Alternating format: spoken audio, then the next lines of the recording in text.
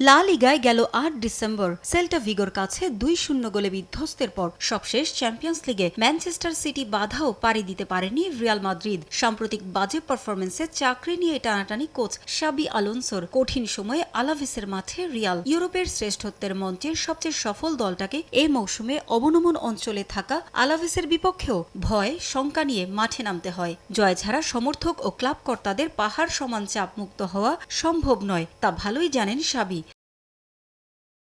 কোচকে নির্ভর করতে শুরু থেকেই নিজেদের উজাড় করে দেন শিষ্যরা। ইনজুরির কারণে ম্যানচেস্টার সিটি ম্যাচ মিস করা এমবাপ্পে এদিন ১০ মিনিটেই দুইবার আলাভেস দুর্গ কাঁপিয়ে দিয়েছিলেন, তবে দুবারই বল জালে জড়াতে ব্যর্থ হন ফরাসি তারকা। ২ মিনিট পর একই ভুল করেন রদ্রিগো। অবশেষে ২৪ মিনিটে সাফল্যের দেখা পায় রিয়াল মাদ্রিদ। জুড বেলিংহামের বাড়ানো বলে গোল করেন কিলিয়ান এমবাপ্পে। রিয়াল মাদ্রিদের হয়ে এটি তার ৭০তম গোল।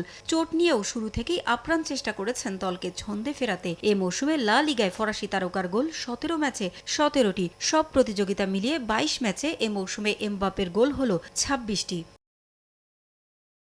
প্রথমার্ধের শেষটায় রিয়ালকে চাপে রাখে আলাভেস। পাবলো ইবানেসের নিশ্চিত গোল রুখে দিয়ে দলকে বাঁচান থিবো কোর্তোয়া। তবে ৬৭ মিনিটে কার্লোস ভিনসেন্তের গোলে সমতায় ফেরে আলাভেস।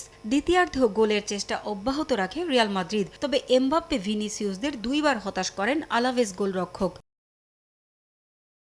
৭৬ মিনিটে রদ্রিগোর গোলে ম্যাচে ফেরে রিয়াল। গেল ১১ মাসে এই প্রথম লিগে গোল পেলেন ব্রাজিলিয়ান তারকা। ৮৬ মিনিটে ভিনিসিয়াস ফাউলের শিকার হলে পেনাল্টির দাবি জানায় রিয়াল, তবে রেফারির মন গলেনি। শেষটায় নিশ্চিত গোলের সুযোগ মিস করেন ব্রাহিম দিয়াজ। আলাভেসের মাঠ থেকে স্বস্তির জয় নিয়ে মাঠ ছাড়ে রিয়াল মাদ্রিদ। ম্যাচ জিতলেও আলাভেসের মতো দলের বিপক্ষে ঘাম ঝরানো জয়ে চিন্তা কাটছে না সমর্থকদের।